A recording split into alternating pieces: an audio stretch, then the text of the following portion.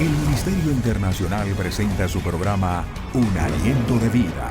El Espíritu de Dios me ha hecho y el aliento del Todopoderoso me da vida. Job 33:4. Una palabra de poder y unción que llenará tu espíritu. Con ustedes, el pastor Jorge Enrique Gómez. Bienvenidos. Qué alegría poder en esta hora llegar a todos los hogares para poder compartir el mensaje de la palabra de Dios. Estamos en vivo transmitiendo desde Bogotá, Colombia, y nos sentimos muy orgullosos, nos sentimos privilegiados de parte de Dios de poder llegar a cada uno de ustedes para compartir la palabra de Dios. Padre Celestial, te damos gracias por esta noche, por cada persona que nos ve, por cada amigo que en esta hora está entrando en la sintonía. Te pido a ti, Señor, que tú les bendigas, que tú les guardes, que tú añadas bendición a todo lo que ponen sus manos. Que aquellas personas, Señor, que están afligidas, cansadas, necesitadas, puedan recibir un toque de tu presencia. Tú conoces los anhelos y deseos de nuestro corazón. Y nuestro deseo es honrar tu nombre, glorificar tu nombre, exaltar tu nombre, llevar tu nombre a aquellas personas, Señor, que necesitan de ti, que tú los vas a alcanzar con tu amor. Aquellas personas, Señor, que me escuchan, yo te pido a ti, Señor, que tú los toques, Señor. Tócalos, Señor. No venimos una noche más a traer una impresión de conocimientos. No venimos en esta noche a traer una expresión de cosas, sino venimos a glorificar y a exaltar tu nombre, porque solo tú eres digno de recibir gloria, honra, alabanza y poder. Gracias, Señor. Gracias, Padre Celestial, porque tú eres bueno, porque para siempre es tu misericordia y tu fidelidad. Gracias, Señor, te doy a ti por cada momento, cada instante que tú nos permites glorificar y exaltar tu nombre. Trae bendición a cada persona. Aquellas personas que nos han escrito, aquellas personas que nos han llamado, clamamos a ti por ellos. Tú conoces la necesidad de cada corazón. Me uno a la oración de ellos, Señor, para pedir a ti una respuesta, un pronto auxilio, porque tú eres bueno, porque para siempre es tu misericordia y tu fidelidad. Te alabo, Señor, y te bendigo en el nombre de Jesús. Amén y amén. Gracias por permitirnos poder llegar a tu casa. Gracias por escribir los comentarios, por compartirlas, todo lo que hacemos. De verdad estamos agradecidos y le damos la gloria a Dios, porque ese es nuestro anhelo, que tú seas edificado. No buscamos un lucro económico, por el contrario, hemos hecho las inversiones de nuestra empresa y estamos agradecidos con Dios por ello, porque nuestro único propósito es glorificar a Dios, edificar tu vida con la palabra de Dios. Hoy seguimos hablando acerca de Romanos, esta hermosa carta a los Romanos, que es la base para que tú y yo podamos entender nuestra vida cristiana.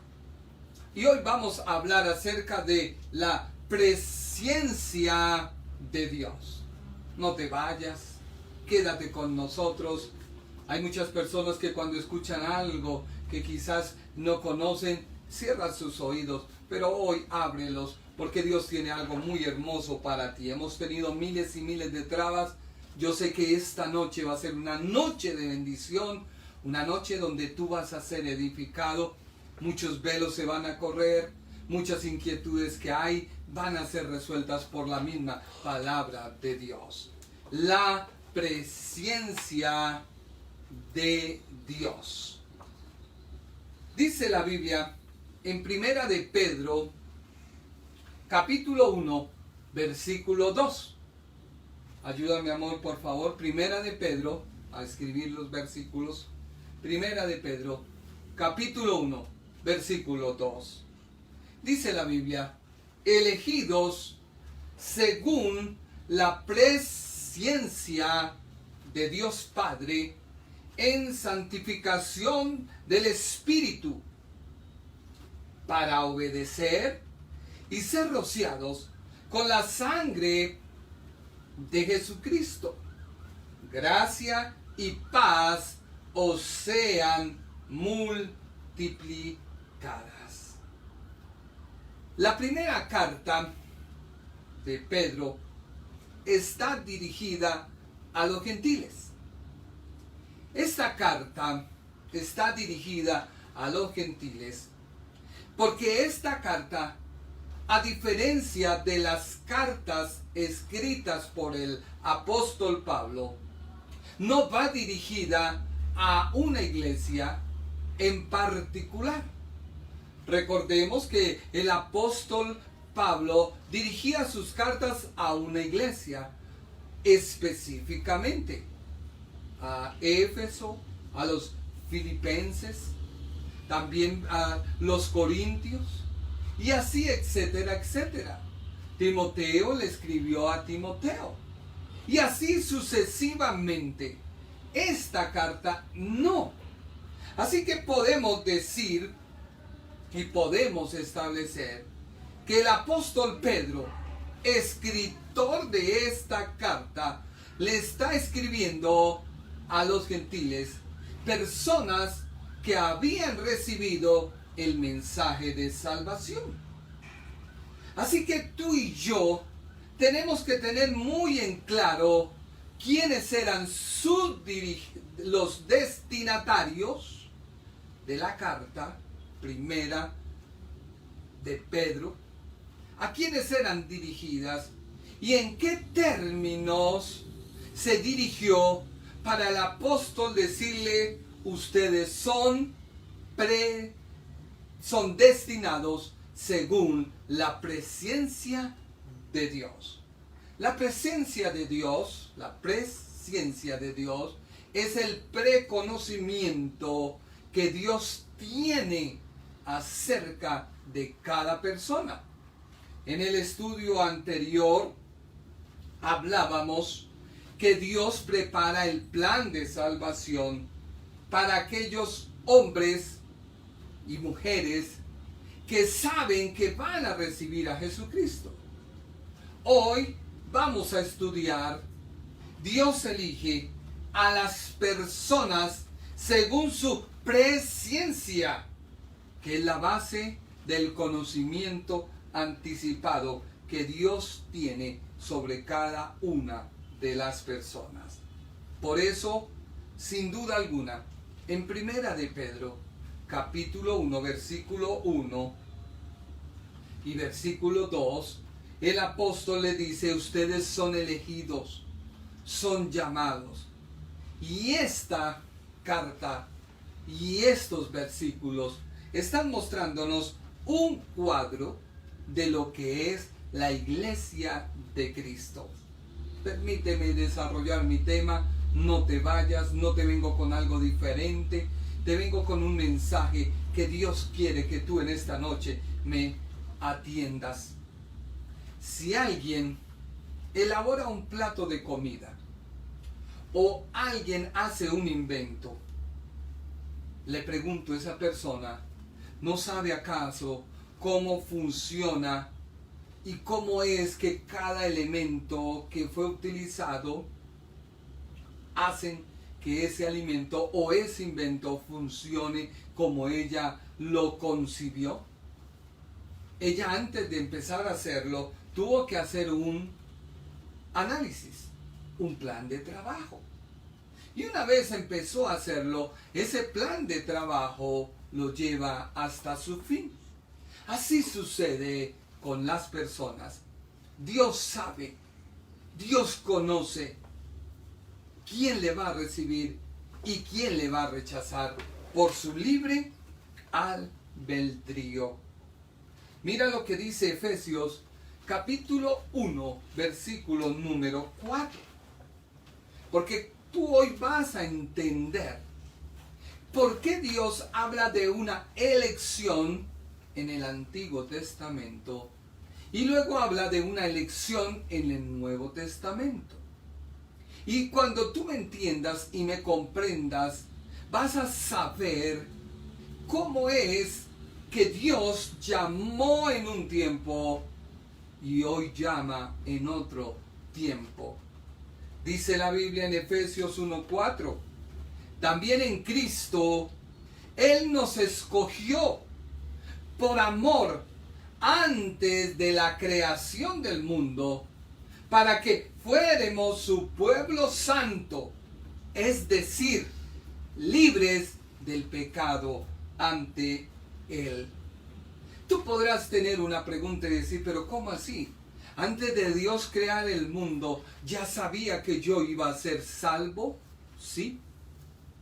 Antes de Dios crear el mundo, ¿sabía que el hombre iba a pecar?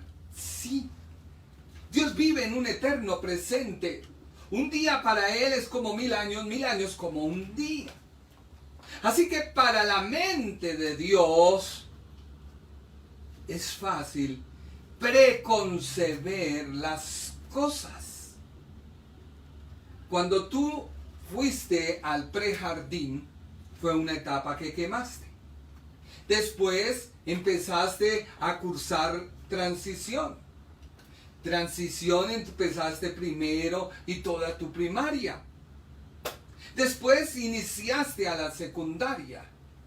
Y así hasta la universidad, y hoy quizás estás haciendo una especialidad. Así ha sido el trato de Dios con la humanidad. Dios ha tratado con la humanidad de una manera. Imagínate tú en la universidad tratando de volver a prejardín. Lo primero que te va a pasar, y yo recuerdo cuando con mi esposa asistíamos a las reuniones del colegio de nuestros hijos, todos los niñitos nos miraban diciendo, ¿y estos qué? Nos miraban aterrados. Es lo mismo que sentarme yo a recibir clases con mi hija Naomi. Ella mira y dice, pero papá, ¿usted aquí qué hace? ¿O no es así? Es un trato, es una etapa que se va quemando. Y en cada etapa hay, escúchalo bien, un trato. Así ha sido Dios con todo el ser humano. Ha tratado con ellos. Hoy Dios dice, ustedes fueron elegidos. Recordemos para aquellas personas que no han escuchado las prédicas, que hay dos posturas teológicas que en el año 1500 nacieron hablando de la predestinación. Su exponente Juan Calvino decía, Dios escoge, elige a quien va a ser salvo, y el que él no elige se perdió. Jacobo Arminio le dijo, no, un momento, ¿cómo va a ser eso? Entonces, ¿dónde queda el libre albedrío? Y empezó esa discusión con Biblia en mano, hasta que ya hoy estamos sacando lo que considero yo es la predestinación. Lo que recibí es lo que te doy. Y estamos en el punto 9. Así que el escritor de la primera carta de Pedro fue el apóstol Pedro. Sin duda alguna, él recibió del Señor el conocimiento, la capacitación para hablarnos de este tema a la iglesia.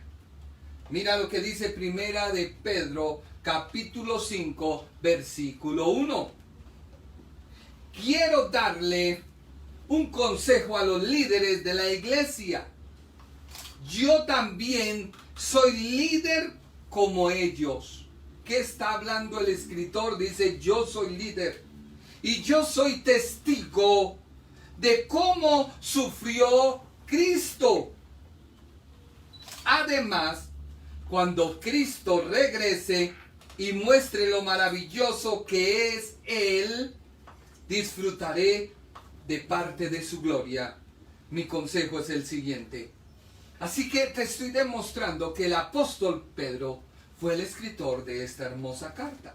Porque en su saludo, él se presenta y dice, Pedro, apóstol de Jesucristo, a los expatriados de la dispersión en el Ponto, Galacia, Capadocia, Asia y Bitinia. En esta carta no hay la misma problemática que existió en la carta a los romanos.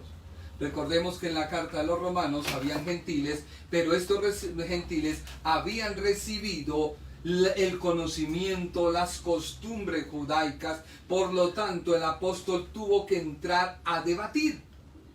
En esta carta no. El apóstol Pedro le está hablando a los expatriados. La palabra clave es expatriados. Expatriados, ¿por qué? Según el diccionario, una persona expatriada es cuando sale de su país, cuando sale de su lugar de nacimiento, sale de ciudad. En su gran mayoría salen por problemáticas o porque les trasladaron. Pero aquí hay una clave que esta mañana, cuando empecé a estudiar, me gozaba en el Señor acerca de expatriados. ¿Quiénes son los expatriados en esta era según el trato de Dios que tiene con toda la humanidad? ¿Cuál es? ¿Tú sabes, amor? ¿Qué quiere decir la Biblia con expatriados? Ya les dije que la primera carta de Pedro es un cuadro de la iglesia. Así que los destinatarios a quienes el apóstol les escribió, le dice a los expatriados. Esta carta va dirigida para ellos, para toda la iglesia. En otras palabras, los exiliados, más que indicar un estado, es una posición constante y permanente de quien entró en ese estado. Parece un trabalenguas, pero quiero explicártelo. Un exiliado entra en un estado. ¿Sí o no? ¿Cuál es el estado? Pues está fuera de su país. Pero este estado, más que serlo, tiene que ser una posición. ¿Qué es una posición? Cuando alguien toma tu lugar. Cuando tú dices, me voy a tomar posesión de tal cosa. No es tuya, pero tienes que arrebatarla. Pero a la vez esa posición, que debe ser constante y permanente, indica el estado en que estás. Un expatriado significa salir, es el estado. A alguien de su patria, abandonar una persona su patria por voluntad propia o debido a presiones. Este vocablo se forma con el sufijo es, que significa fuera de o lejos de. Así que este concepto de expatriados es constante en la Biblia. Escúcheme bien. Este estado que se convierte en posición es constante en la Biblia.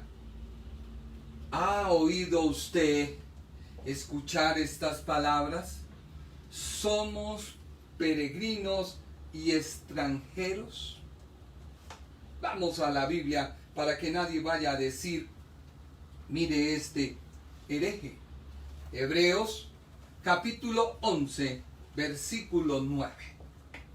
Pedro le dice a los expatriados, ¿Sí o no? Ustedes son elegidos según la presciencia de Dios. Ahora yo quiero mirar los destinatarios y te estoy diciendo que en la Biblia hay una constante, o este concepto de ser peregrino y extranjero es notable en la Biblia, porque es la constante de todos los que llegan al conocimiento del propósito de Dios. Escúcheme bien.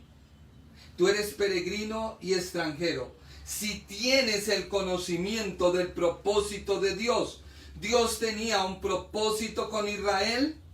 Sí. ¿Fueron elegidos? Sí. Y entonces viene la pregunta, ¿qué pasó?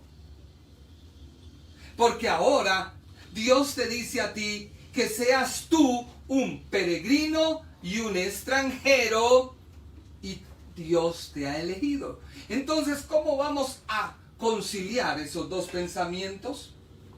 Si eres elegido de Dios, en su presencia, debes tener este mismo sentir de extranjero y peregrino. No hablo de alguien que vaga por el mundo sin rumbo, sin dirección, sin saber para dónde va, sin conocer cuál es la voluntad de Dios para mí. Y empieza la gente a cometer errores. Pero si era la voluntad del Señor, ¿qué pasó? Y la gente empieza a objetarse y a confundirse. Porque tú y yo nos hemos olvidado de algo importante. Hebreos 11:9 dice la Biblia: Abraham confió tanto en Dios. ¿Abraham tenía el conocimiento del propósito que Dios tenía para su vida? Sí. Entonces la Biblia dice: Abraham confió tanto en Dios que vivió como un extranjero en el país que Dios le había prometido. ¿Cómo vivió Abraham? Como un extranjero. Dice, vivió en tiendas de campaña, igual que Isaac, Jacob, a quien Dios también les había prometido ese país. Abraham tenía pleno conocimiento de lo que Dios quería en él, sí. Y vivió como extranjero en la tierra que Dios le prometió. O sea, no se apegó a lo terrenal. Primera de Crónicas 29:15. Primera de Crónicas 29:15. Dice la Biblia: pues ante ti somos como extranjeros que están de paso, igual que lo fueron todos nuestros antepasados. Y nuestra vida sobre la tierra es como una sombra sin ninguna esperanza. Dice la Biblia, ante Dios, el pueblo de Israel, elegido, dice, somos como extranjeros. Andamos por esta tierra sin apegarnos a ella, porque no es mi hogar. Entonces, si tú leíste el artículo que yo escribí, que sé que no lo han podido muchas personas leer porque al abrirlo la letra se distorsiona, pero lo escribimos para el periódico Valores Cristianos. Hablamos acerca del negocio que hay de la mal llamada prosperidad. Dios pide un trueque, Dios pide un canje, o Dios pide que tú vivas en la tierra como extranjero y peregrino.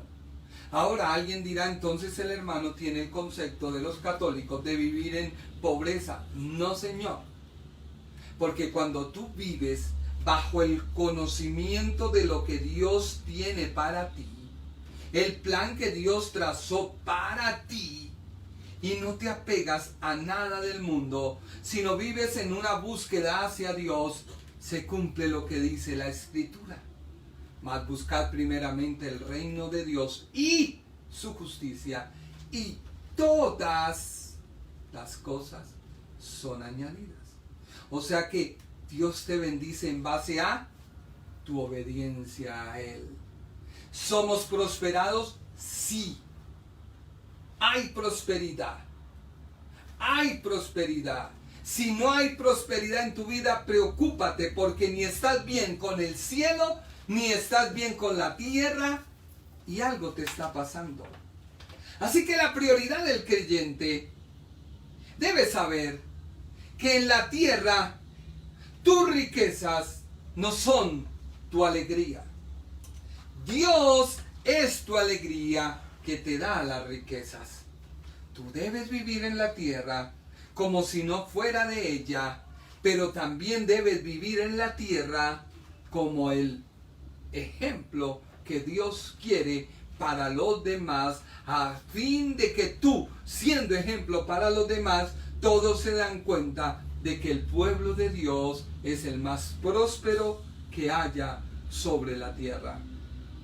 Abraham no tuvo miles y miles de riquezas. La Biblia dice que tuvo miles. Job no tuvo miles y miles de riquezas. ¿Todos los hombres de Dios no tuvieron miles y miles de riquezas? Sí. Así que existe la prosperidad de Dios. Claro que sí. Mas no por consecuencia de un trueque. Mas no por consecuencia de una oración. Viene por consecuencia de tu caminar en obediencia a Dios. Mira lo que dice el Salmo 39:12. Salmo 39:12. Señor, escucha mi oración. Escucha mis lamentos. No ignores mis lágrimas. Soy solo un viajero que pasa por esta vida contigo.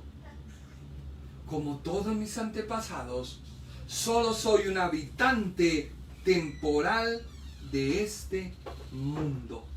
Así que te estoy mostrando por el Antiguo Testamento que la nación de Israel, que fue elegida por Dios, tenía la constante en su mente de que esta tierra no era su hogar. No era su hogar. Así que aquellos cristianos que se apegan a lo terrenal están fuera de la obediencia de Dios. Mira lo que dice la Biblia en Primera de Pedro, capítulo 2, versículo 11.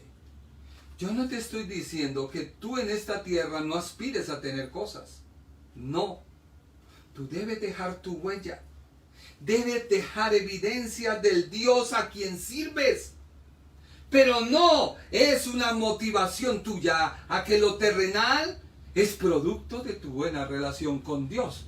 Porque entonces todos los que hacen mal y tienen prosperidad, entonces están bien con Dios. No. Entiéndeme bien. Primera de Pedro 2:11. Amados hermanos en Cristo, les hablo como si ustedes fueran extranjeros y estuvieran de paso por este mundo. No hagan nada que obedezca a sus malos deseos, pues esos deseos los llevan a la perdición. Así que hay cristianos fracasados, sí. ¿Por qué? Por sus malos deseos. Los malos deseos los atan. Los malos pensamientos, las malas actitudes, los malos negocios, las malas decisiones atribuyéndole a Dios, era tu voluntad. No, ¿cuál voluntad? Un día de estos predicaré acerca de la voluntad de Dios. Así que los destinatarios de la carta eran esos exiliados. Es un cuadro de un cristiano que sabe que Dios le ha elegido según su presciencia en amor. A esa elección tú debes andar en este mundo como peregrino y extranjero. Te vengo hablando acerca de lo que pasó con la nación de Israel. Dios los había elegido. Dios los había predestinado. Claro que sí, pero fallaron. Negaron al Mesías. Lo rechazaron. Y eso te puede estar pasando a ti hoy en tu vida como cristiano. Tú rechazas. Cuando Dios te está hablando y te está diciendo, mira, no es porque llames a X o Y persona, Dios te va a prosperar. No, Dios no te va a prosperar porque tú pusiste en tal lugar X dinero. No, eso es antibíblico. Dios te va a prosperar cuando tú entiendas tu posición. Este mundo no es mi hogar. Soy ciudadano del cielo. Padre Celestial, tú provees para mí. Y cuando entras en esa sintonía y te desapegas del mundo y empiezas a mirar a Dios, Dios comienza a enviar bendición, prosperidad. Dios no le pide a uno para Dios darle. no te va a pedir nada a ti para darte. Dios Él te pide, da, Él te pide de lo que ya Dios te ha te dado. da y tú das. ¿Por qué? Porque Dios te pide de lo que tú tienes. Abraham no llevó y dijo, bueno, traigo aquí por la fe. No, dice la Biblia que cogió de todo lo que tenía y lo dio a Melquisedec. Así que el pueblo de Israel, que fue elegido, predestinado, rechaza al Mesías. Y es así que ese trato terminó. ¿Terminó por qué? En el año 70 después de Cristo fue destruido por los romanos el templo de la ciudad de Jerusalén. El emperador Nerón mandó a sus generales Vespasiano y Tito para destruir a Jerusalén. Destruyeron el templo. Así que al día de hoy Israel no tiene templo. Israel no tiene sacerdotes. Israel no ofrece sacrificio porque rechazaron al Mesías.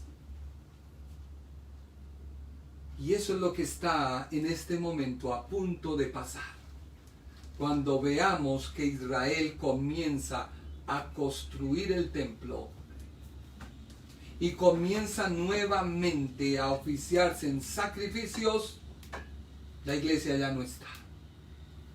Porque es el punto en el cual vuelve nuevamente Dios a tomar a su elegida, predestinada nación de Israel.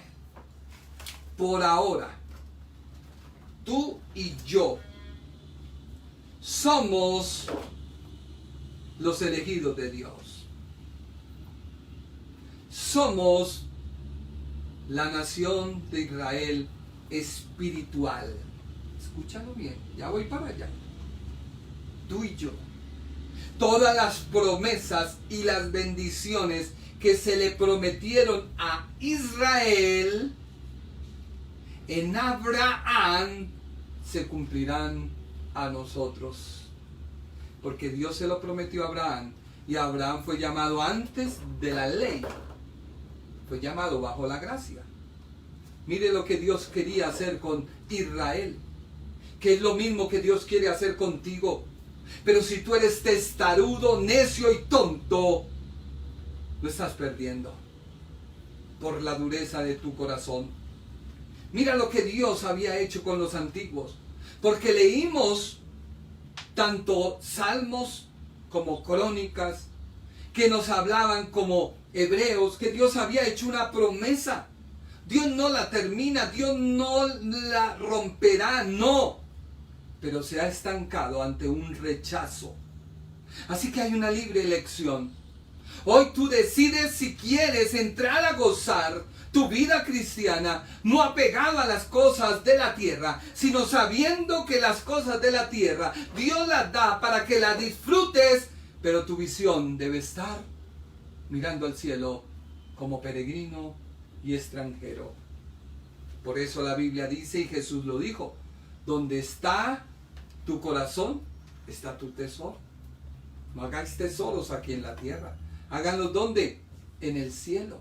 Cuando yo los hago en el cielo, cuando reconozco que el dador de las cosas es Dios y no son mis capacidades. Uso mis capacidades porque la gracia de Dios está conmigo y las debo usar. Pero ya lo hago porque Cristo me dio la victoria. En su victoria yo me gozo y en su victoria soy salvo. Así todo el mundo piense lo contrario. Todo el mundo puede pensar lo que quiera, pero la salvación es personal. Entonces gózate y deleítate. Aquellos que fueron elegidos, según Deuteronomio 7:6, Dios le dijo a Israel, ustedes son un pueblo especial. Dios los eligió entre todas las naciones del mundo para que fueran su pueblo preferido. Deuteronomio 14:2 dice, tú fuiste separado como pueblo santo para el Señor tu Dios. Y Él te eligió entre todas las naciones del mundo para que sepáis, para que seáis su tesoro especial. Isaías 45:4 dice, Israel es mi pueblo elegido y mi siervo fiel. Por amor a Él, y aunque tú no me conocías, yo te llamé por tu nombre y te di el título de rey. Salmo 105:6 dice, somos los descendientes de Abraham y de Jacob. Somos el pueblo elegido de Dios y estamos a su servicio. Por tanto, escúchenme. El Salmo 105:43 dice, entre cantos y gritos de alegría, nuestro Dios nos sacó de Egipto a su pueblo elegido. No podemos negar que Dios ama a Israel. Dios lo eligió. Pero hay un pero. ¿Se acuerdan ustedes lo que el Señor Jesús relató? Y está registrado en Mateo, Evangelio, en Marcos y Lucas. Leo Mateo. Mateo 21:33. Oíd otra palabra. Hubo un hombre, padre de familia, el cual plantó una viña, la cercó de vallado, cavó en ella un lagar, edificó una torre y la arrendó a los labradores y se fue lejos. Dios no hizo eso con Israel. Los entresacó de todo, lo eligió, le puso su protección, los cercó y mandó a los profetas. Y cuando se acercó el tiempo de los frutos, envió a sus siervos, a los labradores, para que recibiera sus frutos. Dios no hizo eso con Israel, la apartó. Israel dio fruto, nunca dio fruto. Así que los labradores tomaron a sus siervos, a uno golpearon, a otro mataron, a otro apedrearon. Envió de nuevo a otros siervos, más que los primeros, e hicieron con ellos de la misma manera. Finalmente les envió su hijo diciendo, tendrán respeto a mi hijo. Dios está hablándole a Israel, a la nación elegida. Mas los labradores, cuando vieron al hijo, dijeron entre sí, este es el heredero, venid, matémosle y apoderémonos de su heredad. Dios, ¿qué le estaba diciendo a la nación de Israel? Ustedes saben que yo soy el Mesías, pero como soy el Mesías no me quieren recibir. Ustedes han visto los milagros que he hecho, que solo Dios puede hacer, pero a ustedes no les interesan esos milagros. Así que tomándole le echaron fuera de la viña y le mataron. ¿Qué hicieron con Jesucristo? Cuando venga pues el Señor de la viña, le pregunta Jesús a todos los que le oyen, ¿qué hará aquellos labradores? Así que todos los que estaban presentes le dijeron, a los malos destruirá sin misericordia y arrendará su viña a otros, palabra clave, a otros labradores que le paguen el fruto a su tiempo. ¿Quiénes son esos labradores? Tú y yo, la iglesia. La iglesia del Señor. ¿Estamos dando fruto? ¿Tú estás dando fruto? Es la pregunta. Es la pregunta. ¿Tú estás dando fruto? Lo mismo relata el Evangelio de Marcos y el Evangelio de Lucas. Pero a mí lo que me llama la atención es que terminando de relatar estos tres evangelios, lo mismo, sale un versículo que es el mismo para Mateo, Marcos y Lucas, que dice lo siguiente. Lucas 20:17. Pero él mirándolos dijo, ¿qué pues es lo que está escrito? La piedra que desecharon los edificadores ha venido a ser cabeza del ángulo. Todo el que cayere sobre aquella piedra será quebrantado, mas sobre quien ella cayere le desmenuzará. ¿Qué está diciendo Dios? Preste atención. Aquí quedan sin piso los mesiánicos. Aquí quedan sin piso los que guardan un día. Jesús les está diciendo, yo soy el cumplimiento de la ley. Yo soy la piedra que Israel desecha, pero esa piedra es la piedra principal que sella toda la profecía.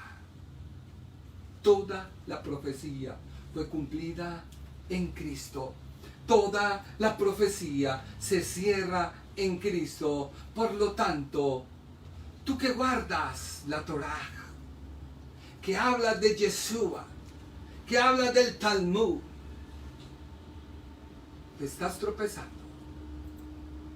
Porque si Jesucristo es el cumplimiento de la promesa y la ley de Moisés queda abolida, porque muy claramente lo hemos venido explicando en la carta a los romanos, ¿por qué tú vas a tomar lo que desecharon los judíos porque no quisieron recibir al cumplimiento de la promesa para empezar tú a creer que por ello te vas a salvar? Estás tropezando, estás cayendo. Y estás cayendo, ¿por qué?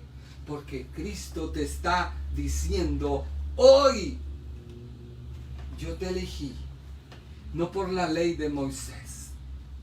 Yo te elegí por la ley del amor. ¿Cuál es la ley del amor? Cristo. De tal manera amó Dios al mundo que envió a Cristo su Hijo, para que todo aquel que en él crea no se pierda, mas tenga vida eterna. Por eso hoy la iglesia anda en amor. No hagas a otro lo que no quieres que te hagan. De la misma manera que Cristo cuidó y amó a su iglesia, cuide a su esposa. Y no empieza ese comparativo en todo el Nuevo Testamento con el apóstol Pablo. Gálatas 6:16. La paz y la misericordia de Dios sea con todos los que viven según este principio. Ellos son el nuevo pueblo de Dios. Tú y yo. Tú y yo somos el nuevo pueblo de Dios. Así que todos los privilegios que eran para Israel le pertenecen a la iglesia cristiana.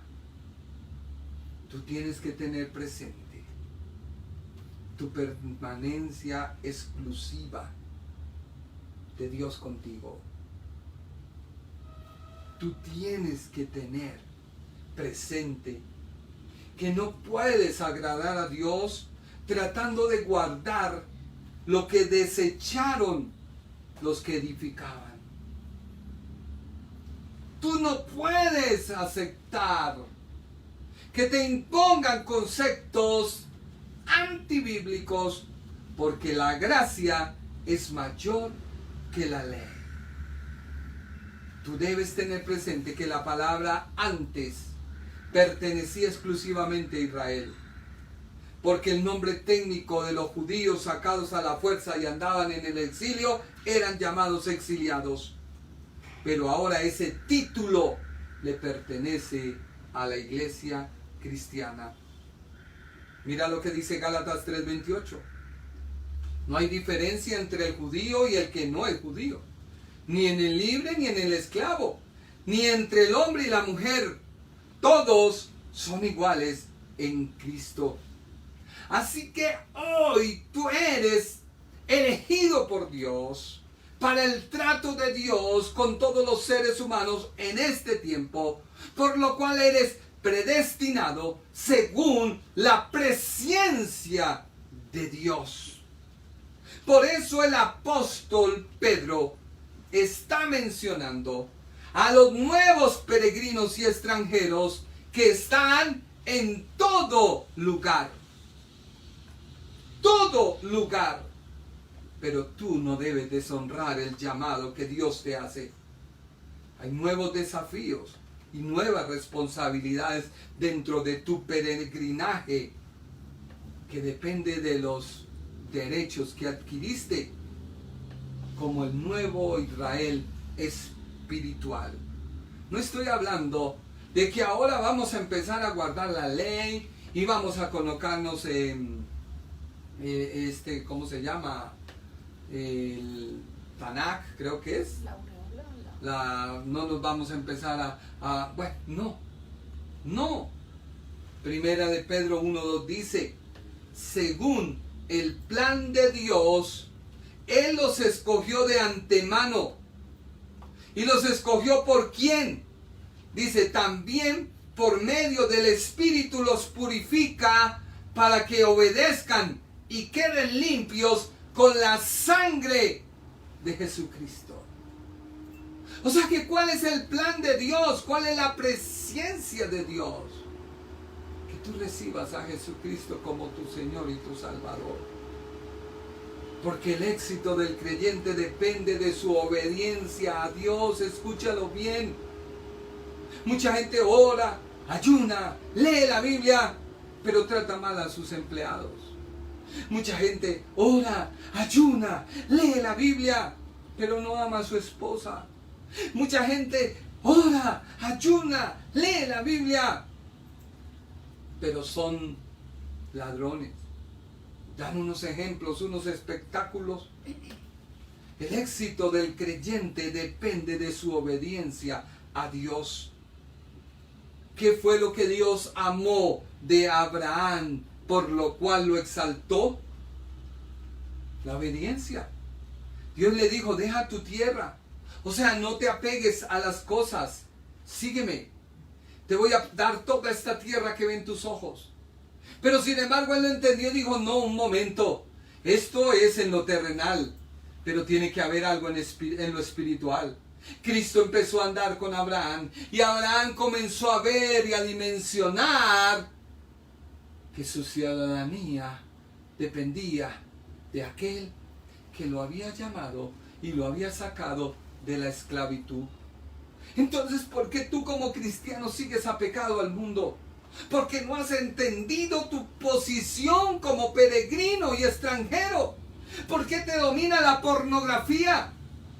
¿Por qué te domina toda la inmoralidad, la sexualidad? ¿Por qué? Porque tú no has entendido quién te llamó, a dónde te llamó, para qué te llamó. Mira que muy claro dice el apóstol, según el plan de Dios, ustedes tienen que ser purificados por medio del Espíritu y tienen que obedecer y tienen que quedar limpios con la sangre de Jesucristo. Así que lo moral vuelve y toma un valor dentro del cristiano. Pero el cristiano no puede tener esa doble moral. Va por la calle, mira a una mujer y empieza a cavilar en su mente miles y miles de cosas. Hasta la mujer siente que la desnudó. Hay mujeres que sienten eso cuando un hombre las mira con esa lascivia y son cristianos. Y ellas se sienten como si las hubieran desnudado. Y Jesús dijo, el que mira a una mujer y codicia en su corazón, ya adulteró con ella. Así que tú tienes que ser limpio.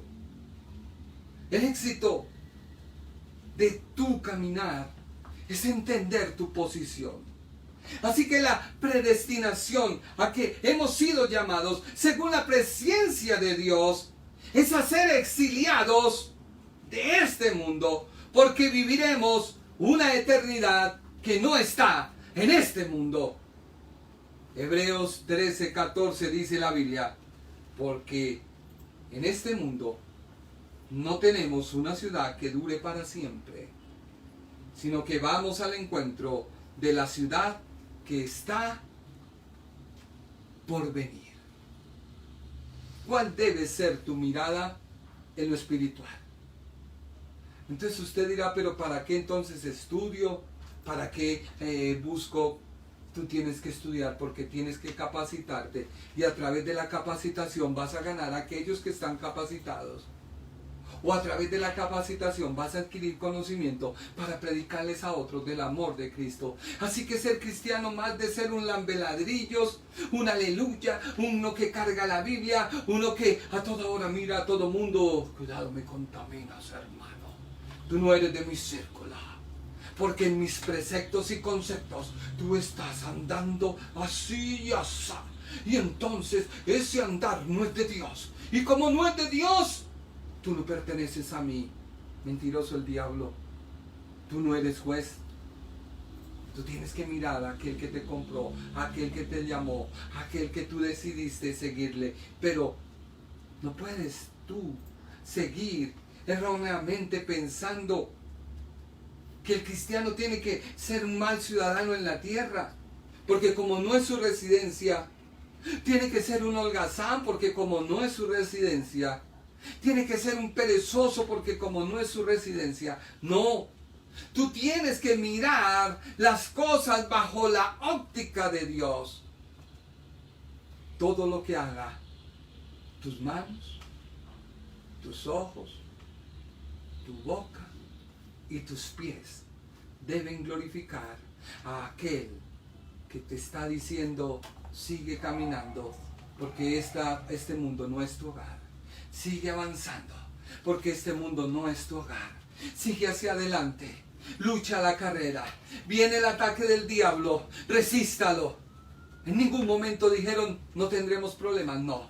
En el mundo tendréis aflicciones, pero confía, yo he vencido al mundo. Tú sigues tu carrera. Viene esta pandemia, tú sigues mirando a aquel que te llamó, aquel que te rescató. ¿Que tienes que ponerte la vacuna porque si no, no te dan trabajo? Pues ponte la vacuna, porque igualmente la vacuna no te va a salvar. Tú sabes que tu ciudadanía, con vacuna o sin vacuna, vas hacia el cielo, pero cumple en la tierra tus deberes. El versículo 2 de Primera de Pedro, carta, capítulo 1, versículo 2, nos presenta tres grandes hechos en la vida del creyente. Primera de Pedro, capítulo 1, versículo 2. Nos muestra tres grandes verdades, tres grandes hechos para tu vida. Primero, el cristiano es elegido de acuerdo con el conocimiento anticipado de Dios. Segundo, el cristiano es elegido para ser consagrado por el Espíritu. Y tercero, el cristiano es elegido para la obediencia y para ser rociado con la sangre de Jesucristo. Recuerda que en el Antiguo Testamento habían solo 3 ocasiones en las que se menciona la aspersión con sangre. Pueda que Pedro haya tenido en mente esos 3 pensamientos que encierran las palabras cuando dijo: un leproso, cuando se curaba, se le rociaba sangre de una vecilla. El rociar sangre era parte del ritual de la consagración de Aarón y los sacerdotes. Y tercero, la gran escena de la aspersión nos llega de la promulgación del pacto entre Dios e Israel. El pacto divino de Dios, su misericordia, su bondad. Mientras el pueblo estaba afuera, ¿qué hacían dentro del lugar santísimo? Tomaban la sangre, iban al arca y allí untaban el arca.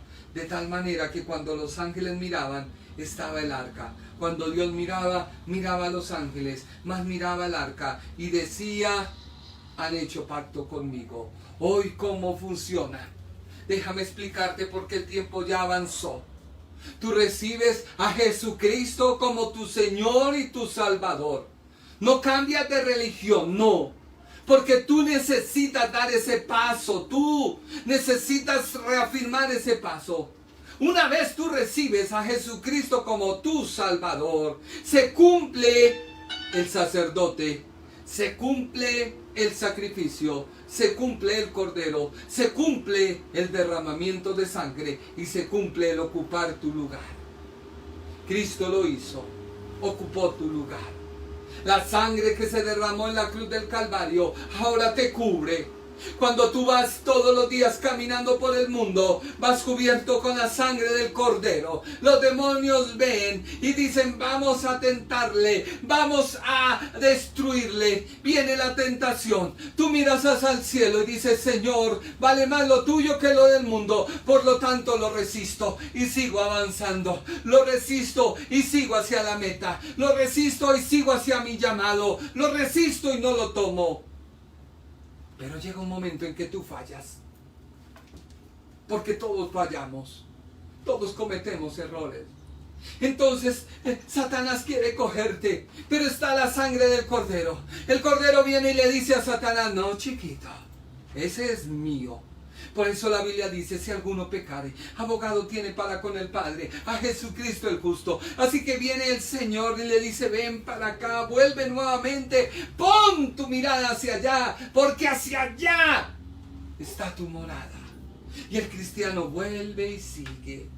Hay consecuencias, sí, porque el diablo viene y le dice: tú fallaste, tú pecaste. Entonces tú tienes que decir: sí, pero es que es mayor mi ciudadanía, es mayor la gracia que hay en el cielo, es mayor lo que se me ha prometido. Y comienza tu mente y comienza tu corazón a mirar hacia allá otra vez, de tal manera que el diablo tiene que huir, porque no vio cabida. Así funciona. Por eso Dios te predestinó. Dios sabe que tú le vas a recibir. No te rehúses. Entre más tú te rehusas, más duro te va. Porque es como cuando alguien va al colegio, le hacen el examen de admisión y no lo pasó, pero tiene que estudiar. Y resulta que entre más tiempo pasa, más viejo se vuelve. Y llega un día en que lo necesita y lo necesita.